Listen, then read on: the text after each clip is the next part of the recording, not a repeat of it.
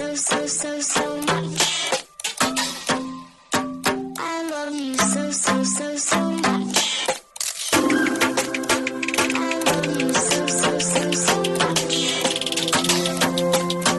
I love you so much.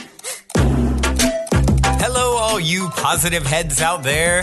Thanks for tuning your beautiful brainwaves into another episode of the Positive Head Podcast, where we are firmly convinced that creating success and happiness is rooted in understanding the ultimate nature of reality and the fact that as human beings, we are all immensely powerful fractals of the one and only source consciousness which creates and animates all things. After years of exploring this awe-inspiring truth on this podcast, I'm super excited to announce that we are now going even deeper down the rabbit hole on the new late-night style consciousness-elevating talk show called Optimistic, which features none other than you, the listeners.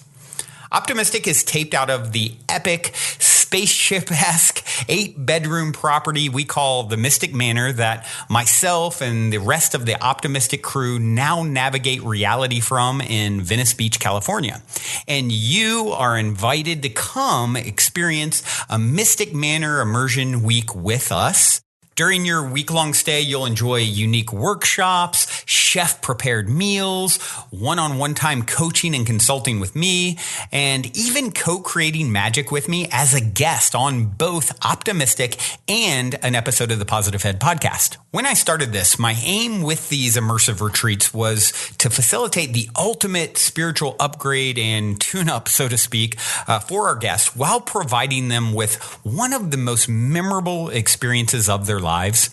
And I'm happy to say that as of this recording, every guest at the end of their trip so far has told me that they have had a profound and transformational experience at the Mystic Manor and that they definitely want to come back. All that being said, we only have a limited number of spots available between now and next July. And as of this recording, about half of those spots are already filled. So if there's any part of you that is screaming, yes, I want to come, I feel like I need to be there, go now and book a slot with me to discuss how we can put our heads together and make it happen at calendly.com/talkwithbrandon. I know for some people, there is also that little voice in their head saying, why not? I can't get off work. I can't afford it, and on and on and on. But, really, Henry Ford, I think, said it best. Whether you think you can or think you can't, you're right. And I'm confident that where there's a will, there's a way. And I'm personally committed to doing everything in my power, including discounts and payment plans, to get you here if it is something that truly feels like a huge yes for you energetically and like you're meant to be here. Once again, the link to book time to discuss with me is calendly.com/talkwithbrandon. That's spelled calendly.com/talkwithbrandon. All one word, of course. And book in some time and look forward to seeing you soon here at the Mystic Manor. All right, all you positive heads, I am thrilled to have Michael Tellinger as this week's Soul Share guest. Michael is a scientist, explorer, and acclaimed author who is well known for founding the Ubuntu liberation movement of unity and higher consciousness. He's also an authority on the ancient vanished civilizations of Southern Africa, the mysterious origins of humankind, resonance somatics, in the power of sound, to name a few. Hey there, Michael. Welcome to the show, my friend. Hi, Brandon. Good to speak to you, my friend. Very, very nice to speak to you as well. I've been looking forward to this one for quite some time. You have so much interesting stuff going on there that is right in line with the things we like to talk about here on Positive Head. And I'm going to start off with a very predictable question that I always kick everything off with, and it is this. You're in an elevator. You've got 10 floors to answer. The woman next to you looks over, asks, what's your passion? What do you say? I say, figuring out how everything connects together and how to undo the separation that was imposed on us by the current system. Yeah, well, that is the real question, right? So, why don't we give a little, if you could, just a very brief backstory, how you ended up on this unique path that you're on? Well, I guess like everyone, like that ends up on this journey, is you start out life as a young, inquisitive human being, questioning, not necessarily always happy with the answers that we get from our teachers and our educators and from other adults who are supposed to know the answers. And so, always asking questions, always trying to figure out how things work, and never been always 100% satisfied with the answers that I get. Yeah, I guess that makes total sense. In sort of, it's always you're probably the little kid at 2, 3, 4 years old who asked why until your parents, wanted to cry. Yeah. Well, one of the moments I remember very clearly is I think it was Standard 7. Would that be in the USA, or the rest of the world would be grade 9? I asked the biology teacher when we got to the cells and cells reproducing, and how the cells in our body can constantly keep reproducing, and our body keeps creating new cells and so forth. And I went, okay, well, hold on. If our bodies keep creating new cells, and our cells keep reproducing, and it's this amazing dynamic reproductive system that just keeps going, why do we die? Mm-hmm. And the answer was, well, that's just the way it is. That's not an answer. And from that moment on, my belief in education, and especially in biology at school, was gone. And I just, couldn't really believe anything else they told me after that. Right. Well, let's go down to the path of self-discovery a bit here. There's many interesting things to talk about, and we have a little bit shorter window than normal, so I'm going to pick wisely. And anything that you think of that you want to sort of share, feel free to just, go down that rabbit hole. The one thing that's really interesting to me that you're focused on is sort of understanding, our history, and particularly, the lost civilizations of Africa is something, that you've looked deeply into. So I'd love to hear, what your thoughts are on what you've discovered, exploring all of that. Yeah, thanks, Brandon. The key thing here is that until I started writing about the ancient ruins and the vanished civilizations of South Africa and Southern Africa in 2007, very little was known about this vast vanished civilization at the southern tip of Africa, which mostly is in South Africa and Zimbabwe, some parts in Botswana, and a little bit in Mozambique, Swaziland, but mostly South Africa and Zimbabwe. And when I discovered the ancient ruins in 2007 for the first time, when I saw visual photographs of them, it blew my mind.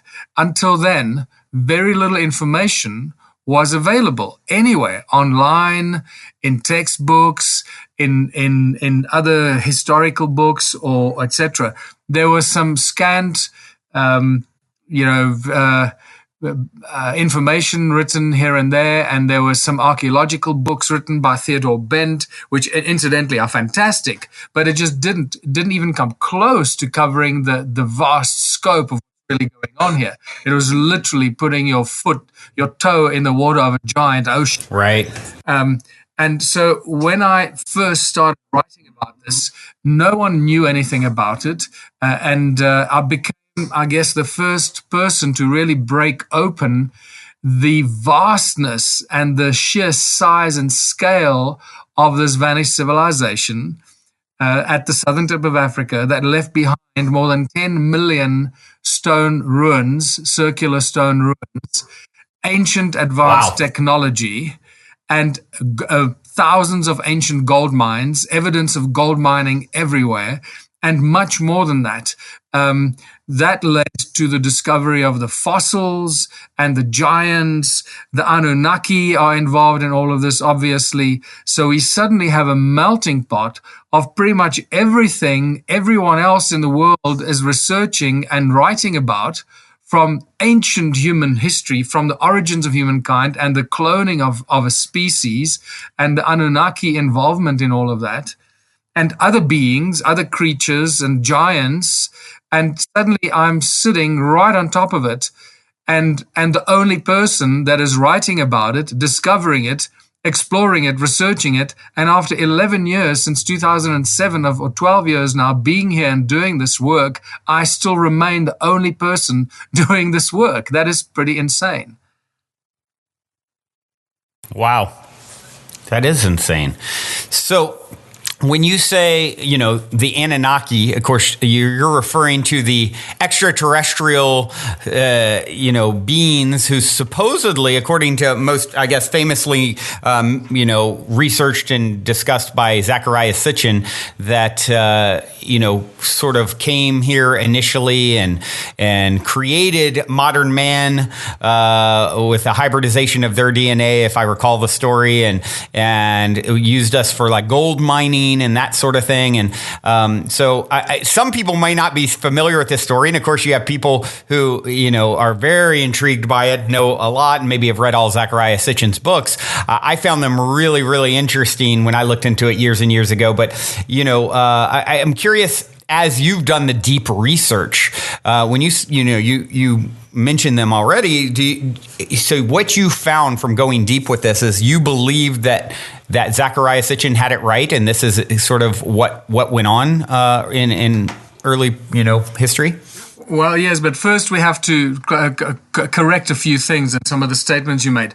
Zecharia Sitchin is not the only person that speaks about the Anunnaki or has written about them.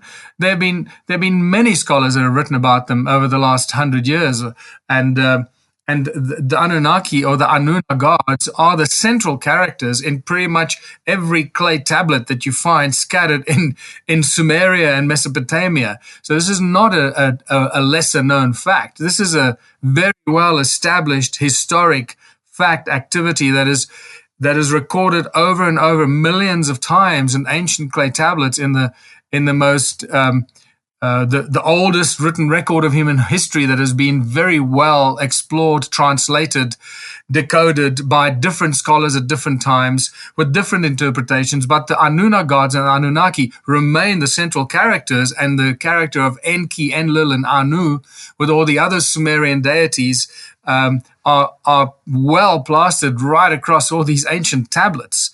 And so it's not just Zecharia Sitchin. But what I have done is I guess, in an unexpected way, provided the physical evidence of much of what Zecharia Sitchin was writing about, and specifically because he does make references to Southern Africa. He does make references to the Abzu as where the gold came from in Southern Africa. I have now provided the physical evidence for the gold mine, the presence of the Anunnaki here, which includes the Great Zimbabwe ruins in Zimbabwe. And so unexpectedly, suddenly, much of what Sitchin has written about can be verified in a physical, by providing evidence of the stone ruins that are millions of them here. Wow. Well, could you share a little bit about sort of, for those who aren't familiar, what the story of the Anunnaki, supposedly is, as recounted in these all these tablets that you're referencing, and then maybe from there, I would love to hear a little bit more about the evidence that you found. Yeah, and it's not just the Anunnaki, it's not just the clay tablets and so forth, but it's also channelers and shamans and African oral tradition that supports all of this. Every channeler and every shaman that comes to visit me or comes to do a tour of the stone ruins, and especially Adam's calendar, the first entities they connect with is always the Anunnaki. So it's not just me, it's thousands of other people that have found the same information, and the statistical probability that they are all accidentally doing this by chance is impossible. So we know that we've got we've got pretty much the central theme of what went down here many thousands of years ago. And I'm talking about hundreds of thousands of years ago, talking 300,000 years and further back in time, as before humanity even came to be. So the Sumerian texts tell us that the Anunna were a group of beings that arrived on Earth a long, long time ago, probably like 500,000 years ago, and possibly much further back in time. Once again, what we get in the Sumerian text, we need to be very careful how we interpret that, because much of it could also be deceptions, just like everything we've been told today is a lie in our history books and university textbooks and everything about science, the laws of nature, biology, healing, engineering, energy, the speed of light, sound, religion, astronomy, space, everything we've been told by our so-called authorities and the various bodies that have been set up to control the different parts of research. We know that they drip feeding us half truths and pretty much keeping the big picture away from us, so that we don't realize who we are and how conscious we are that we are part of creation, and that God is within us, and that we can be anything we choose to and can create and manifest anything at will. So all those human traits and those traits that we should have been right. So this is why it's such a complex discussion, because, and this is what I do in my lectures, I show very systematically and simply how everything is connected and how simple it is to actually comprehend the fundamental basic science of behind all of this, and how the science that we get taught at school and university is completely wrong. Right. So could you speak a little bit to what the story itself is? Oh, right, just yes. like a real brief recap of, yeah. Yeah. So the story is that the Anunna gods, or the Anunna, became known as the Anunnaki, came to Earth, 500,000 years ago or further back in time, and they came, and it seems to be that their obsession was gold, and all the indicators are that is the. And my research into ancient gold mines here has just shown up unbelievable evidence of ancient gold mines on a scale that we cannot imagine, and gold mining that took place that we just can't comprehend, because today, in today's world where money rules, everything is driven by money. So if you don't have money, you can't do anything. Well, that wasn't the case when the Anunna came here. They were the ones that actually created and invented money. That's one of the bit of historic activities that I show, and that's how the Ubuntu movement actually was born and created, out of a comprehension where money came from and how it was created and introduced into the human race as a tool of enslavement. And the Anunna are inextricably connected to that, and connected to the obsession for mining gold. And so they started mining gold. The reason why they were mining gold is still very obscure and very strange. And that's where I believe where Zecharia Sitchin, for example, got it wrong. I don't think he interpreted that part correctly. And many of the things that he interpreted may have been incorrect interpretations, but at least he opened the door to this deeper understanding and comprehension of the origins of humankind, and that our mythology is actually our true and real history, rather than the other way around, rather than the Eurocentric history books that have been shoved in our face. They are the science fiction, and the mythology is actually the true history of humanity. And the Anunnaki form a very important part of the history of this planet. By no means would I say the Anunnaki are all things and everything, because this Earth is probably a lot older than anyone can imagine. It's possibly infinite in age, and who knows how long it's been around. It could be trillions of years.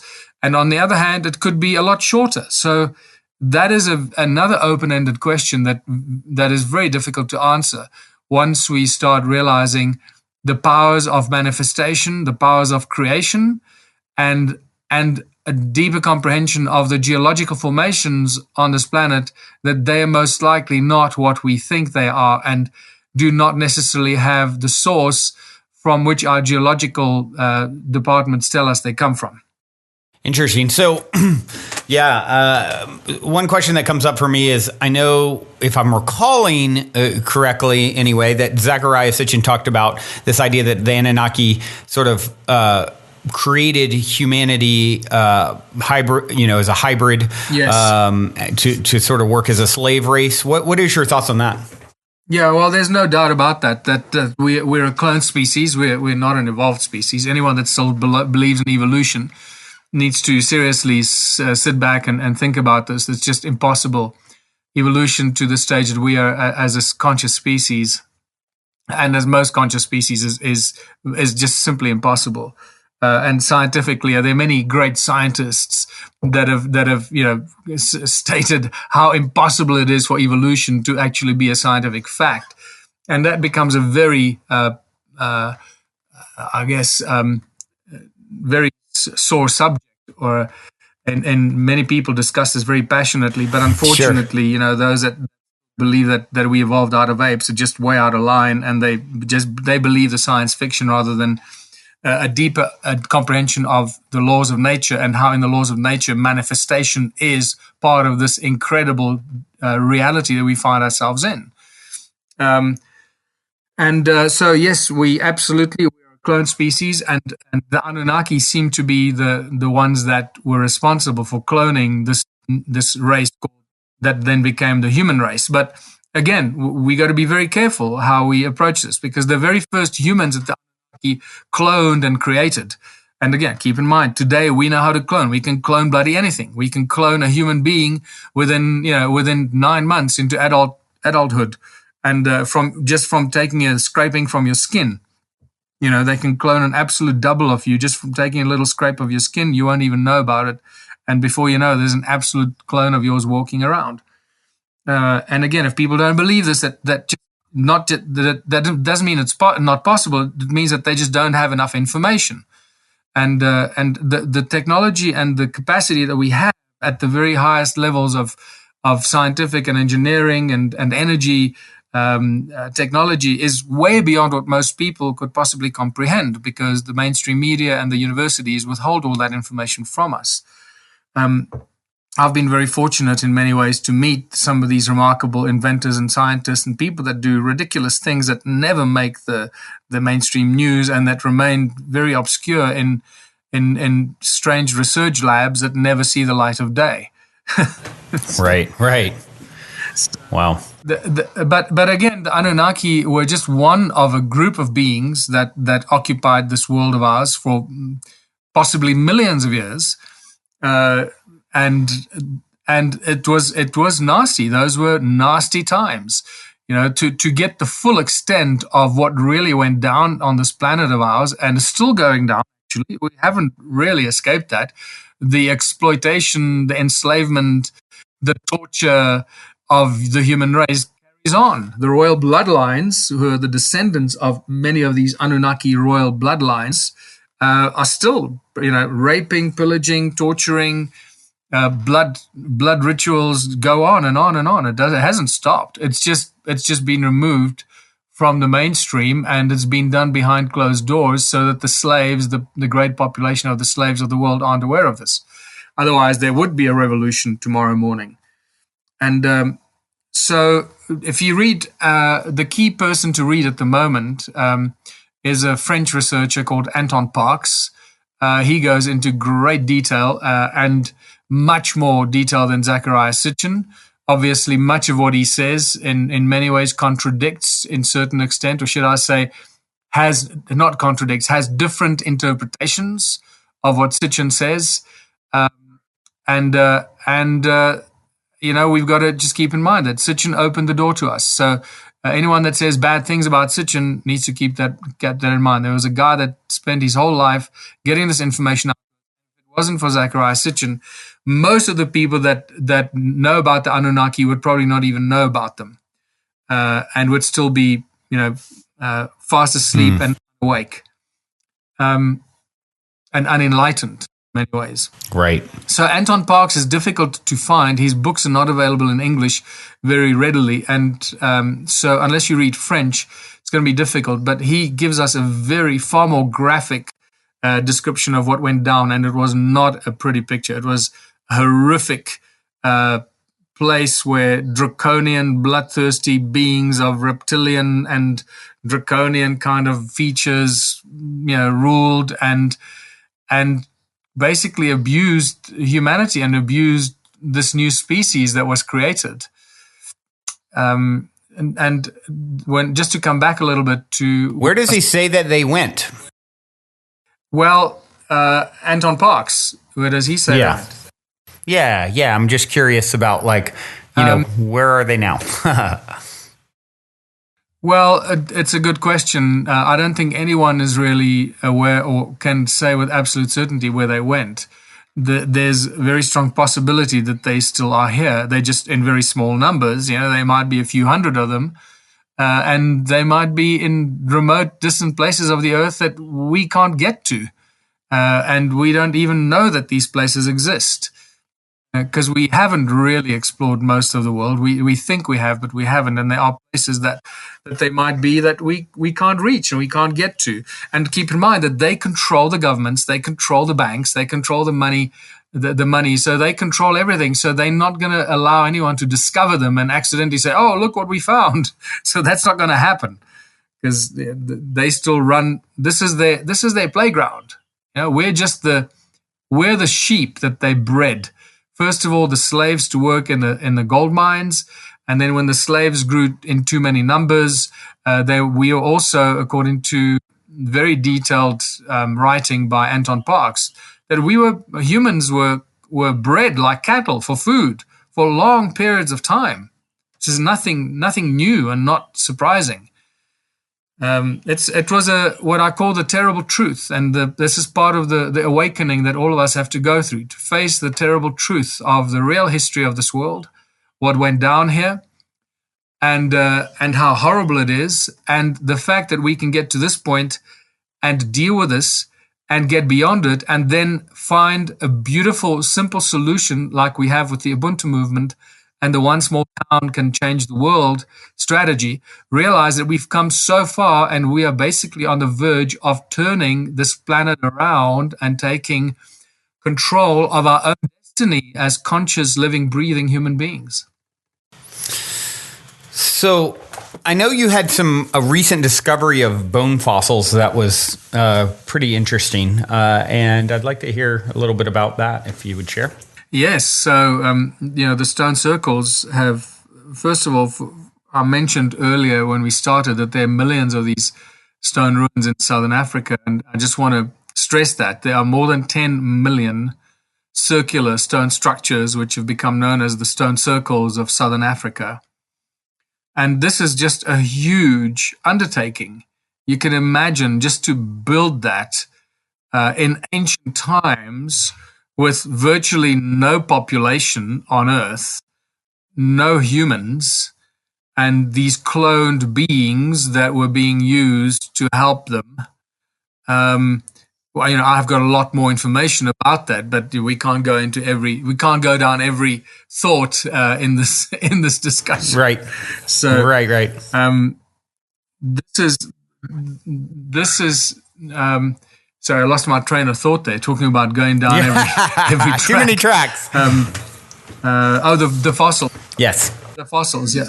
Yeah, too many tracks. The fossils. So there are millions of these stone structures, and most of them still lie buried beneath mud and sand, covered by grass, and now more and more overgrown by what we call the bush, the bushveld, bushes and trees. And they've been destroyed and becoming invisible by farming, forestry, roadworks, town planning, and so forth. So the fact that we've found these and managed to actually realize what's going on here, that there's a vast vanished civilization left that once lived, that was once present here, is a huge discovery. So this is just to put everybody very clearly on track here is that we're dealing with the largest concentration of ancient ruins found anywhere on Earth, right here in South Africa. Nowhere else can you find such a density of ancient ruins over such a vast area. I'm talking about, sometimes it's 100-mile radius where you find these ruins without interruption.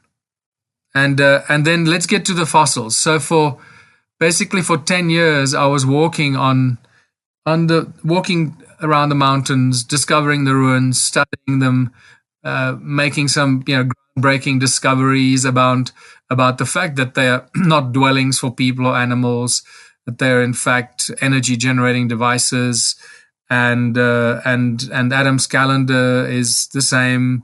That's like the flagship among millions of these ruins, and very powerful sound frequencies and magnetic and electromagnetic fields that we've measured over the years. And it keeps fluctuating because these are machines that are still working. They're still actually working and generating energy from the frequency of the earth. And so for 10 years, I was walking among the ruins, doing all the research and picking up all these weird stones. You may have seen some of the little video clips on YouTube and on my website where I ring the bells the stones that ring like bells. And they became quite a hot topic for a lot of people because it's such a pretty thing to listen to, so beautiful, such beautiful sounds to listen to. And I kept thinking for 10 years, why are these stones these weird shapes? And my cognitive dissonance just didn't allow me to think that they could be something else rather than stones. And eventually in January 2018, everything changed when in one of our Stone Circle research expeditions, we were going up the mountain and I picked up again one of these strange elongated stones, and it just blew my mind. It just again made me go and stop and actually look at it consciously and say, why on earth would a stone be this shape? What made this stone this shape? How does the geology work behind this? And I try to rationalize it thinking from a geological perspective, which just is simply impossible to rationalize such weird shapes. And then suddenly, a little bit later, when we were coming down the mountain, I took one look at that stone as it was lying on one of the stone walls, and I went, "Oh my goodness, that is not a stone. That is a fossil. That is a fossilized rib." And at that moment, everything changed. Wow! And I looked around me, and I suddenly saw fossilized body parts lying everywhere. And it was like a huge, literally, it was like a shift in consciousness and a shift in a dimension. I went through some sort of a dimensional shift there. It was absolutely bizarre. Suddenly, my eyes were open and I could see. Wow. So are these, you're saying like basically fossils of giants? Well, they are fossils of all kinds of creatures, fossils of humanoids, fossils of reptilian beings. We have reptilian skin attached to what would have been a piece of meat and muscle. We have hearts that have been taken out, removed from the body before they actually fossilize and petrified. These are petrified. We should call them petrified fossils rather than just fossils. That's more. So these are mud fossils, which is more of a petrification than a fossilization. Because everything just turns to stone. It's just hard rock. There's a complete metamorphosis and transmutation in the organ or in the bone or the muscle, and the entire thing just becomes quartzitic rock, rich in minerals, with virtually no internal structure that is visible because of the complete transmutation and metamorphosis that takes place. So it's quite a big discovery, and we have hooves of different creatures that no longer exist. There's shoulder blade and and then then you start getting into the giants. There's possibly Anunnaki body parts here as well. Who knows? We don't know at this stage. We just have these who have claws and spikes and teeth, and what one would call spikes from a dinosaur, kind of a stegosaurus kind of creature. And then the bigger the body parts of much larger creatures and beings, giants that are 50 times, 100 times, 300 times, 500 times the size of humans.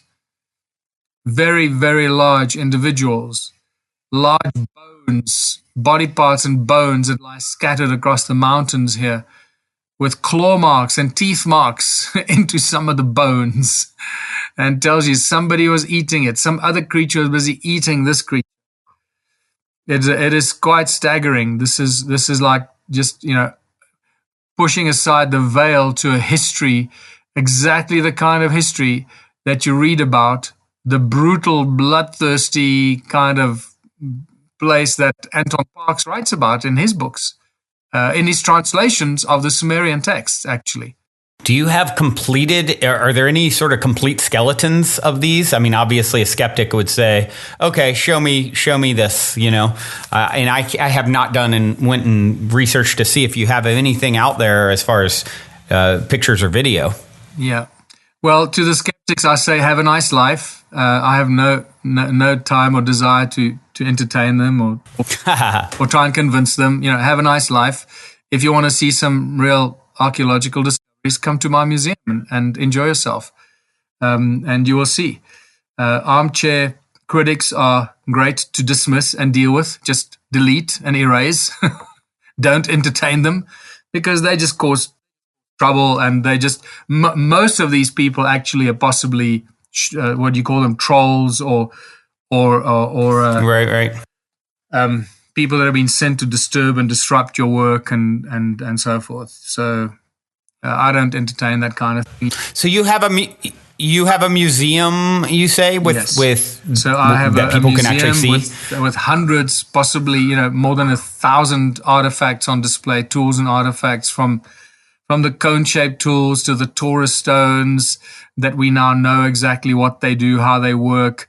Well, we know how they work and what they're capable of, but we're not really quite sure exactly how they were used by the Anunnaki and the other beings that use them as sources of energy. The cone-shaped tools that were most likely used in conjunction with the Taurus stones, the toroidal stones, or the vortex stones. These are vortex energy generators, very powerful. There are other tools and artifacts. They're fossil, and now the fossils obviously make up a large part of the museum, because many of the stones and rocks that I've been collecting for 12 years now have actually turned out to be fossilized body parts of all these weird creatures. Wow! And where is this set up? And is it open to the general? It's open to the general public to see. Of course, just go to my website, michaeltellinger.com, and go to the museum page. I've also set up a Patreon page for people to become patrons of the Stone Circle Museum. Once they see what this is, they become quite passionate about it, because it's the only museum that actually stores and protects and displays these kinds of tools and artifacts, and now the fossils. You cannot see this anywhere else. There is no other museum that has this kind of exhibit. So it's priceless and unique exhibits in the Stone Circle Museum. It's in South Africa, in the little town that I live, a town called Waterval Boven. It's all on the website. People can find the directions to us easily. We do tours and journeys. I do research expeditions. I'm about to, again, people find the tours and journeys and research expeditions on my website. There are a few exciting ones coming up right now. The first one now is going to be a channeling journey with an American channeler, Brad Johnson. I think he's from the East Coast. He's coming down with about 25 people from all over the world, some Germans from Europe and Europeans, and a bunch of Americans and Canadians. And we're going to travel these ancient sites, and he's going to do a lot of channeling at these ancient sites. And that always produces very interesting information, often new information, and most of the time corroborating some old information that we already have. And then in October, we're doing a shamanic journey with a very brilliant shaman, John Paul Eagleheart from Melbourne, Australia. He's coming up, and we're doing 2 weeks doing shamanic ceremony and all kinds of shamanic activities in the stone circles and at Adam's calendar. He connects with the spirits and the guardians of all these ancient sites, and his information is just unbelievable. And then I'm doing a stone circle research expedition in November, December, the last 2 weeks of November, for those people that just want to come hang out with me for 2 weeks, and we just go out every day into the mountains and we do research, all kinds of research that always delivers new discoveries, and that is very exciting. So we're always busy, always doing activities. We have day trippers that arrive at our lodge. We have a Stone Circle Lodge that's attached to the museum, so people can come and stay for a few nights, a weekend, for a month, whatever period they choose. Very comfortable, beautiful place in the mountains on the little Irland River. So it's a beautiful, serene, spectacular place in the mountains, and it's attracting more and more people that are interested in this research, in especially in the museum. And then we obviously do tours to the ruins as well, just for day trippers, or if people want to book a specific tour that they package themselves, we put it together for them, and then we take them out. And also, don't forget that we do, as I said, Adam's calendar, obviously, that's critical. And now the new discoveries of giant fossils near Adam's calendar, that's a very big breakthrough. And the giant footprint is about an hour and a half from here. And that's a spectacular example of, the fact that there were giants right here on our doorstep. How big is that footprint? It's about 4.5 feet. 4.5 feet. So Wow. We estimate about Wow. a 30-foot tall individual. Wow. Don't pick a fight with that guy. Small, but that. Yeah, no, Brandon, that's one of the little ones. That's one of the little giants. When you One see of the babies. Wow. Yeah, that's one of the babies. When you see the remains of the bones of the big guys, and you do the calculation, it's ridiculous. These guys were 300 meters, or 900 feet, 1,000 feet tall, and some of them probably even taller. As the Bible says, we were like locusts by their side. The giants are so big that we were like locusts by their sides.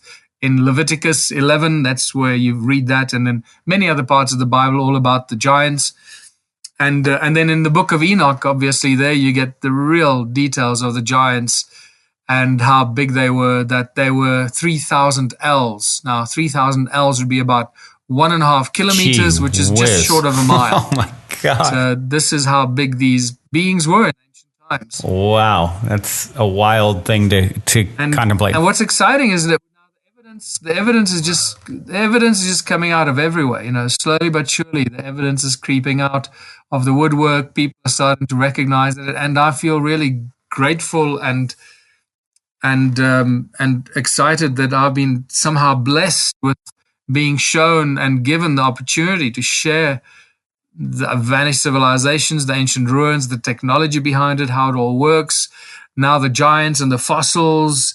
It's just all one big melting pot that shows us how strange and weird our history was, and how advanced the ancient civilizations were.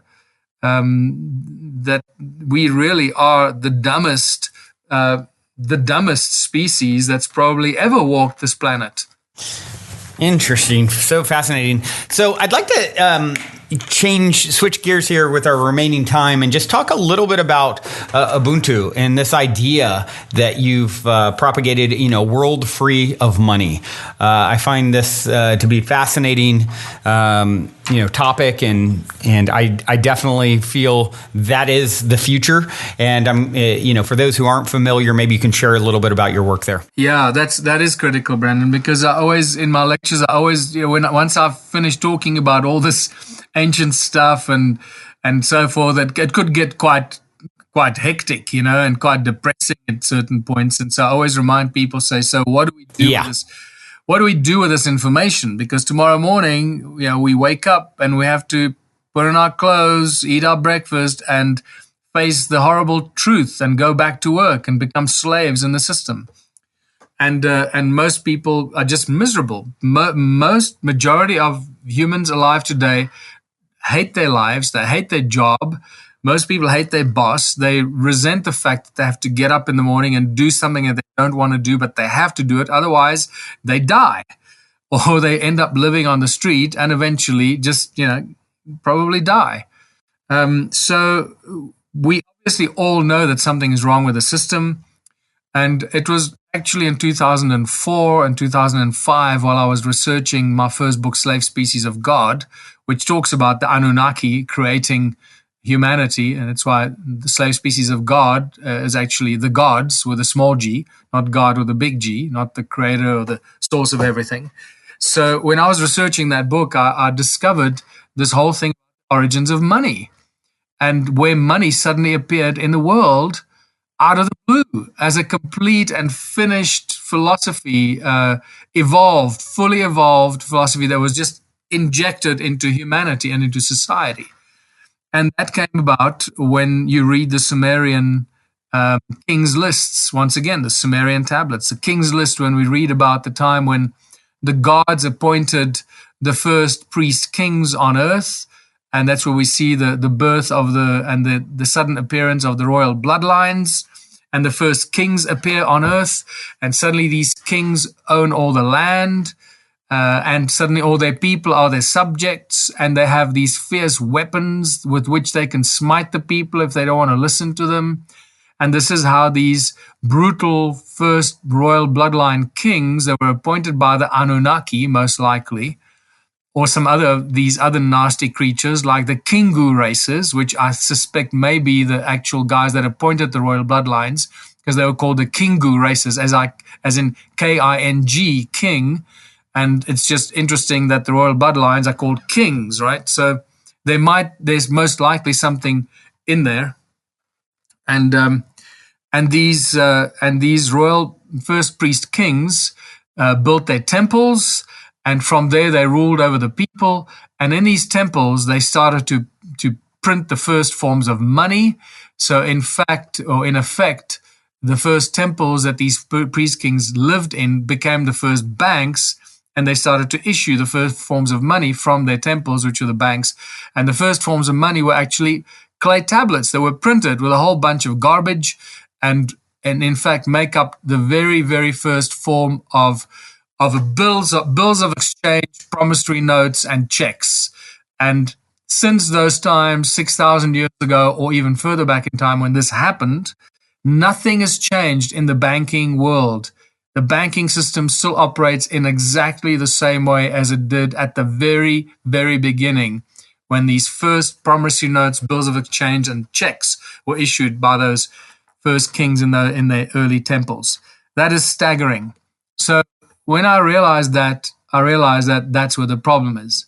Money is the problem, and we have to get rid of money. Otherwise, we just keep going around and around in circles. And that's when the whole concept of what happens if you remove money from the system.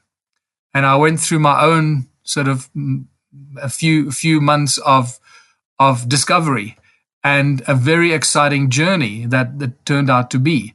The more I thought about what would happen if you take money out of the system, the more exciting and excited I became, and exciting that journey became. And I realized that the moment you remove money from the system and from society, everything becomes easy and everything becomes possible.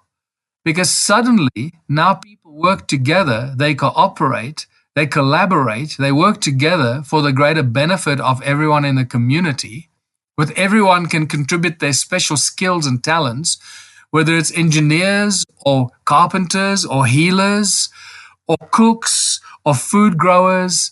Everyone has a special skill and a passion, and when they contribute that collectively to the collective benefit of everyone in the community, there suddenly is this unimaginable abundance of everything, and money simply has no place in such a community. There is no place for money. It is an insane idea.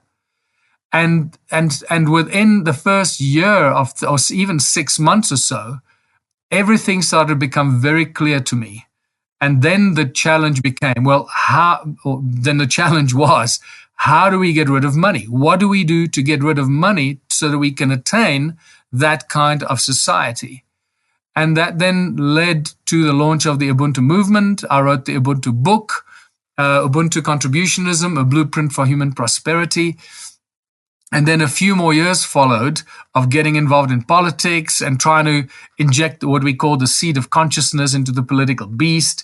We realized that that's not the way to go, because the political system is completely corrupt and controlled by the banking elite. And then we realized that we've been barking up the wrong tree. We've been going about it the wrong way. The moment you get involved in politics, you get involved in the concept of opposition. You become an opposition party. So it's another form of conflict.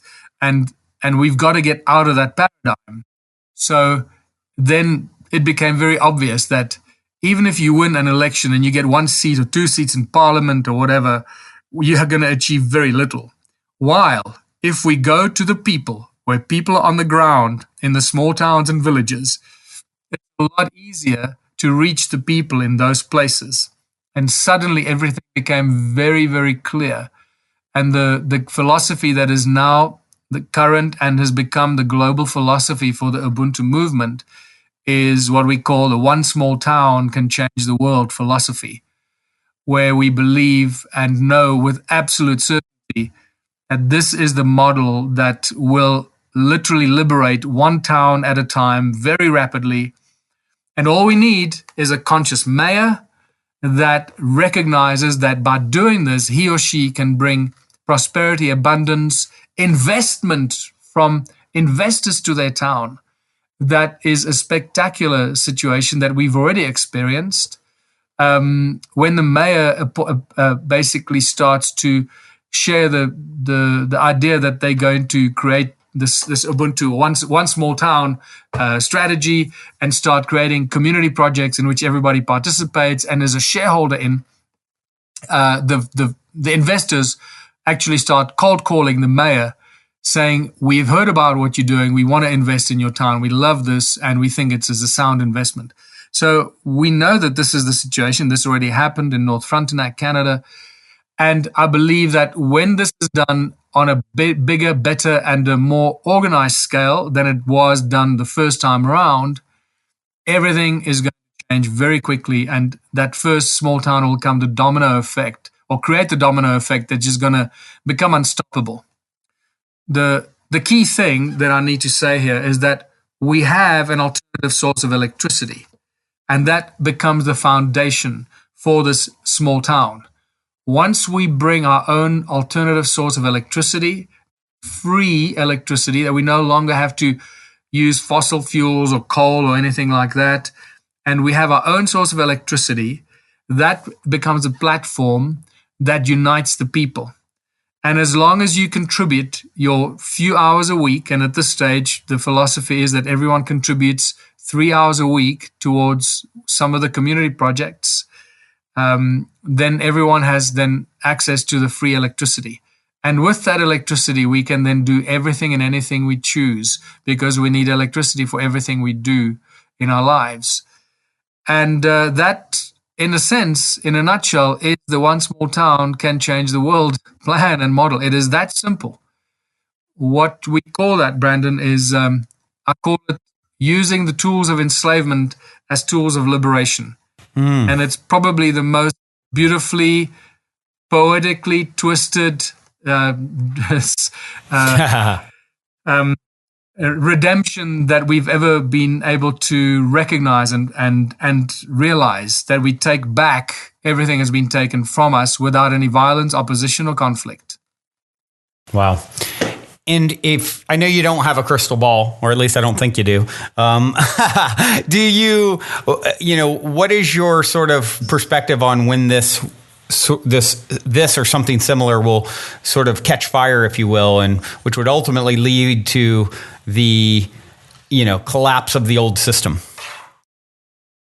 Well, I believe it could happen very quickly. It's literally up to the conscious millionaires. If they were just like, if I had $20 million right now, or if I was a conscious millionaire and I had $20 million spare, you don't even need $20 million. You need a lot less than that.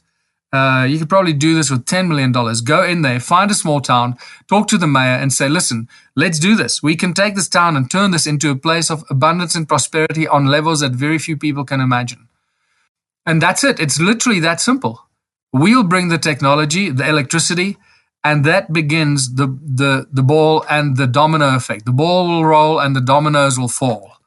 It's literally that simple. So as soon as we find that mayor that can, through his or her actions, then attract those conscious millionaires, and that happens quite quickly, as I mentioned, and we then can bring the electricity to that town, this thing can happen very, very quickly. So who knows? It could take us all by surprise. And I believe it will, in a way, because when it happens will be unexpected, not when we expect, and then create that domino effect through the global social media networks. When this message goes out, it'll be one of the very few positive messages in the world that starts going viral.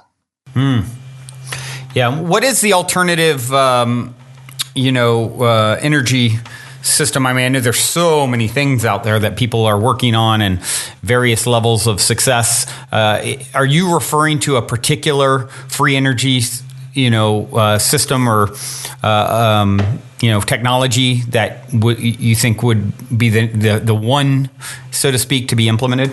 Well, there are several.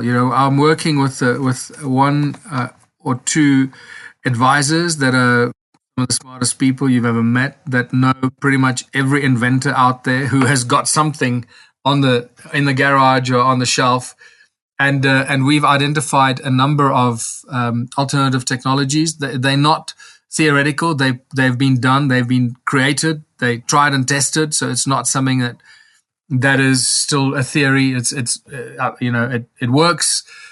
We just need to scale it up. So that's all it's going to take, is just scaling it up and turning it into several megawatts rather than just a few kilowatts or a few hundred kilowatts, but several megawatts to run a small town. And that technology exists, and that'll be released as soon as we find that mayor and the town that wants to do it. We'll bring that technology to that mayor. Interesting. Well, I know a mayor who listens to this podcast regularly, so perhaps that's the one. Yeah. Shout out. So Heath. my suggestion, Brandon, is that people go to the Ubuntu Planet website. First of all, get the Ubuntu book, read the book, go to the website, read as much as you can, watch the One Small Town Can Change the World video. It's only 5 minutes long. Get inspired by that. Start a meetup group in your area. Invite people, like-minded people that want to bring in change, that are happy, that are prepared to talk about change. Get a weekly or a monthly meetup group to have a good time, to talk about all kinds of exciting things. Don't get negative. Don't get down. Don't get caught up in conspiracies and all that crap. Talk about positive solutions, and then read the letter to the mayor that I've written that is on the website. There's a link that you can click and download the letter to the mayor that outlines step by step to the mayor what will happen and how this works. Once the mayor reads this, there can be absolutely no doubt they will want to implement this, because it is a no-brainer. They don't need any money. They don't need anything. All they need is to say, yeah, I love this. I want to do this. That's it. It's that simple. Yeah. Right. They need nothing. Right. Except their will to do it. And then start a meetup group, go through the letter, internalize the letter, really get to know it, figure out how it works, the steps of implementation, and then deliver the letter to the mayor. And if the mayor doesn't want to do it, then find the most appropriate person, the most likable person that could run for mayor in your town, and then run for mayor. So this is how we take this. We either get the mayor to do this, but if the mayor doesn't want to do it, we become the mayor. And that is the very simple solution. Excellent. Wow. Well, this has been quite the conversation here, Michael. I know we're on a little bit of a time crunch, so we'll wind it down now. And you've given us plenty to consider and think about, and certainly some inspiration in there. I mean, for me, I fully agree. The idea of a world free of money, when we live in a planet that has plenty for everyone, and we have children that are starving every day, and it's madness when you think about it. If we were to show up on an alien planet today or an island together today, 100 of us, we wouldn't set up a monetary system. We'd say, let's look at the resources and work together. And so, when you look at all the resources that are at our disposal, everyone can live free, essentially, and would work together, I believe. When we take the monetary factor out of the equation, so many of the problems with the prison system, a lot of all that stuff goes away. It's no longer, most things are traced back to this issue, this monetary system that we live in. So I fully agree. This evil called money. Yeah.